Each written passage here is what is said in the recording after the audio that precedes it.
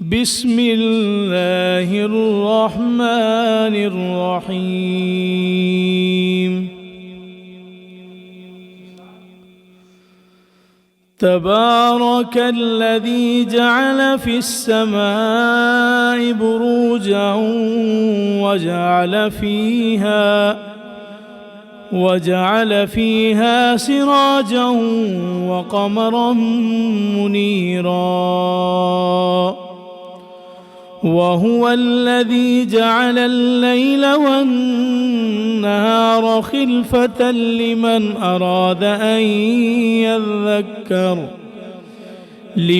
أراد أن يذكر أو أراد شكورا. وعباد الرحمن الذين يمشون على الأرض هونا وإذا خاطبهم الجاهلون قالوا سلاما. والذين يبيتون لربهم سجدا وقياما. صدق الله الحليم الغفار.